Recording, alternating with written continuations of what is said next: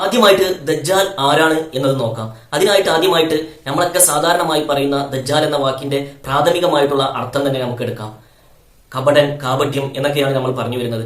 തീർച്ചയായിട്ടും കാപട്യം കാണിക്കുന്ന ആളുകൾ എക്കാലത്തും ഉണ്ടായിരിക്കും. നമുക്കറിയാം പലരും ദജ്ജാലൊന്നും ഇല്ല, അതൊക്കെ വെറുതെ എന്ന് പറയാറുണ്ട്. അതുപോലെ തന്നെ ദജ്ജാൽ എന്നത് നമുക്കുള്ളിൽ മാത്രമാണെന്ന് പറയാറുണ്ട്.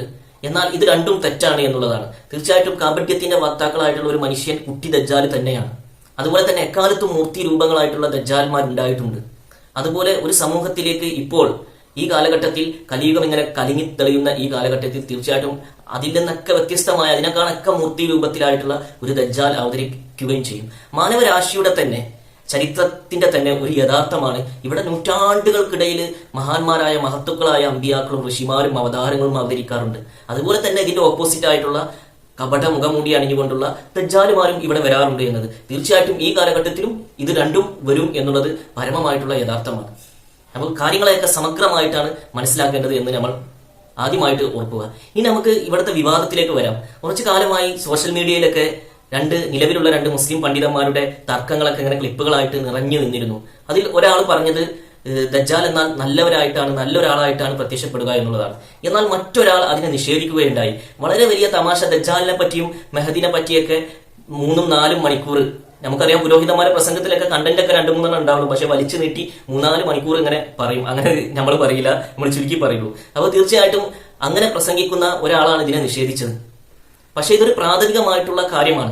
ആര് പറഞ്ഞാലും സത്യം, ആര് പറഞ്ഞാലും സത്യമാണല്ലോ. അപ്പൊ ഇത് പ്രാഥമികമായിട്ടുള്ള കാര്യമാണ്. കാരണം ദജ്ജാൽ എന്ന വാക്കിന്റെ അർത്ഥം തന്നെ കപടനാണ്. അപ്പൊ ദജ്ജാൽ വരേണ്ടത് എങ്ങനെയാണ്? യഥാർത്ഥത്തിൽ നല്ലൊരാളായിട്ട് തന്നെയാണ് സമൂഹത്തിൽ മറ്റുള്ളവർക്കൊക്കെ നല്ലൊരാളായി കൊണ്ട് തന്നെയാണ് ദജ്ജാലിനെ അവർ സ്വീകരിക്കുക. ഞാൻ ദജ്ജാലാണെന്ന് പറഞ്ഞു വന്നാൽ, അല്ലെങ്കിൽ നബിയൊക്കെ സൂചന നൽകിയ കാര്യങ്ങളൊക്കെ ബാഹ്യമായിട്ട് തന്നെ എടുത്ത് അതിന്റെ അർത്ഥ തലങ്ങളൊന്നും മനസ്സിലാകാതെ ഒറ്റക്കണ്ണുകളായി ദജ്ജാൽ വരുന്നൊക്കെ പറഞ്ഞാൽ ഏതൊരു ആൾക്കും മനസ്സിലാകും എന്നുള്ളതാണ്. അപ്പൊ ദജ്ജാൽ വരില്ല തീർച്ചയായിട്ടും കാപട്യത്തിന്റെ കുപ്പായം അണിഞ്ഞുകൊണ്ടായിരിക്കും. ചുരുക്കി പറഞ്ഞാൽ ഒരു പുരോഹിതനായിട്ടായിരിക്കും ദജ്ജാൽ വരില്ല. അതായത് നമുക്കറിയാം ഈ മതങ്ങളൊക്കെ മായം കലർന്നിട്ടുണ്ട് എന്നുള്ളത്. അതുപോലെ തന്നെ നേരത്തെ നമ്മൾ പറഞ്ഞ പണ്ഡിതൻ, അതായത് ദജ്ജാൽ നല്ല വേഷത്തിലായിരിക്കും വരിക എന്ന് പറഞ്ഞ പണ്ഡിതൻ പറയുന്ന ഒരു സംഭവമുണ്ട്. അദ്ദേഹം തിരിക്കുന്ന ഒരു സംഭവം, അതായത് മതവാദികളും നിരീശ്വരവാദികളും എന്നുള്ള ഒരു തരം അദ്ദേഹം തിരിക്കുന്നുണ്ട്. മതവാദികൾ എങ്ങനെയൊക്കെ ആയാലും അവർ ദൈവത്തിൽ വിശ്വസിക്കുന്നുണ്ടല്ലോ എന്ന് പറയുന്നുണ്ട്. എന്നാൽ തീർച്ചയായിട്ടും അദ്ദേഹത്തിന് തന്നെ അറിയാവുന്ന വാദപ്രകാരം കാപട്യമാണ് അതെന്ന് അദ്ദേഹത്തിന് ചിന്തിക്കാവുന്നതാണ്.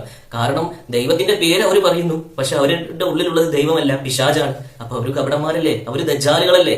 അപ്പം മതങ്ങളിലും തീർച്ചയായിട്ടും ഇഷ്ടംപോലെ ദജ്ജാലുകളുണ്ട്. മാത്രമല്ല ഏറ്റവും വലിയ ദജ്ജാലുകൾ, ജനങ്ങളുടെ ധനം അന്യായമായി തിന്നുന്ന, ജനങ്ങളെ പറ്റിക്കുന്ന, ജനങ്ങളെ നേരായ മാർഗത്തിൽ നിന്ന് തടയുന്ന പുരോഹിത കൂട്ടങ്ങളായിട്ടുള്ള ദജ്ജാലുകൾ എല്ലാ മതത്തിലുമുണ്ട്. അപ്പൊ ഈ വലിയ ദജ്ജാലും ആ വലിയ ദജ്ജാലുകളുടെ അണികളും ഒക്കെ മഹാമൂർത്തിയായിട്ട് വരുന്ന ഈ ദജ്ജാലിനെ തീർച്ചയായിട്ടും അനുകരിക്കും എന്നുള്ള സത്യം നിങ്ങൾ അറിയുക. നമുക്കറിയാം മതങ്ങളൊക്കെ വെറും പുറം മാത്രമായിട്ട് മാറിയിട്ടുണ്ട്. പുറം മുഖംമൂടി, അത് തന്നെയാണ് ഒറ്റക്കണ്ണ്. പുറം മാത്രമായിട്ട് അതിന്റെ ആന്തരികതയെ, സത്തിനെ വിട്ടിട്ടുണ്ട്, അതിനെ നിഷേധിച്ചിട്ട് തന്നെയുണ്ട്.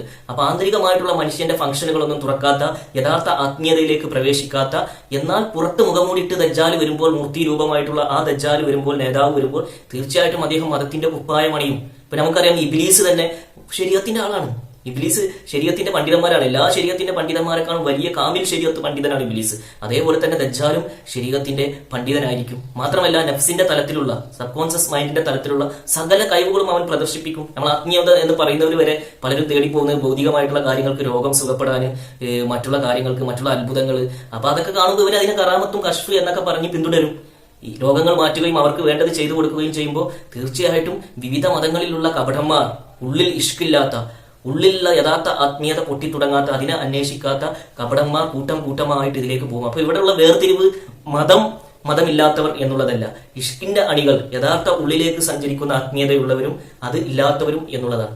അതില്ലാത്തവർ ബാഹ്യമായിട്ടുള്ള കണ്ണ് മാത്രമുള്ള ഒറ്റക്കണ്ണിന്റെ പിറകെ, ദജ്ജാലിന്റെ പിറകെ പോകും. അപ്പൊ തീർച്ചയായിട്ടും ഈ മുസ്ലിം പുരോഹിതന്മാരൊക്കെ, നിലവിലുള്ള കുറെ മുസ്ലിം പുരോഹിതന്മാരൊക്കെ എങ്ങനെ ആയിരിക്കും? മുസ്ലിം പുരോഹിതന്മാരും പണ്ഡിതന്മാരൊക്കെ കൂട്ടമായിട്ട് ദജ്ജാലിനെ അനുകരിക്കും.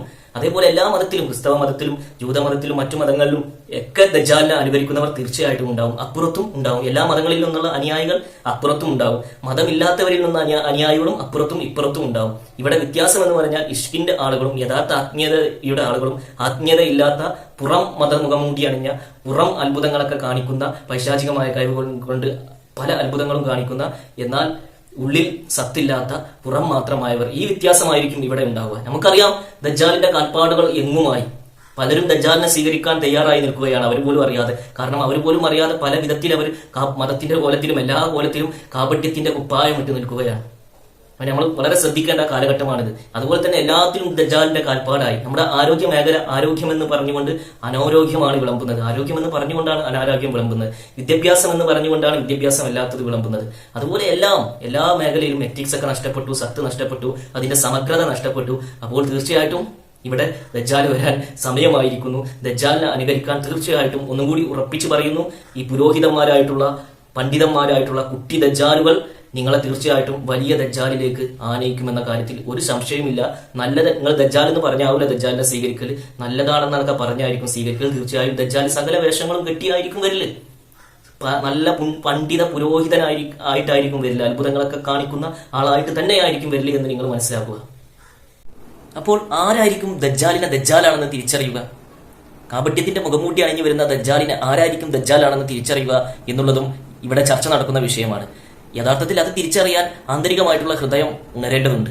ആന്തരികമായിട്ടുള്ള ഹൃദയം ഉണർന്നവരാണ്, കൽബുണർന്നവരാണ് തീർച്ചയായിട്ടും ദജ്ജാലിനെ തിരിച്ചറിയൽ. അവരാണ് യഥാർത്ഥത്തിൽ മുഅ്മിനുകൾ. അല്ലാതെ വെറും തൊപ്പിയിട്ടാലും താടി വെച്ചാലും ഏതെങ്കിലും നിലവിലുള്ള മതത്തിന്റെ പേരിട്ടാലും യഥാർത്ഥത്തിൽ മുഅ്മിനാവുന്നില്ല. ആർക്കാണോ ദിവ്യ പ്രഭ ഇറങ്ങിക്കൊണ്ട് ഈ ആന്തരികമായിട്ടുള്ള ഹൃദയം ഹയാത്തായിട്ടുള്ളത്, ജീവനായിട്ടുള്ളത്, അവർ തീർച്ചയായിട്ടും ആ മനുഷ്യർ തീർച്ചയായിട്ടും ദജ്ജാലിനെ തിരിച്ചറിയും. അവർ ദജ്ജാലിലേക്ക് ചേരില്ല, അവർ യഥാർത്ഥ മഹദിയിലേക്കും കൽക്കിയിലേക്കും ഈസബിന് മറിയത്തിലേക്കും യേശുവിലേക്കും ചേരുമെന്നുള്ള സത്യം നിങ്ങൾ മനസ്സിലാക്കുക.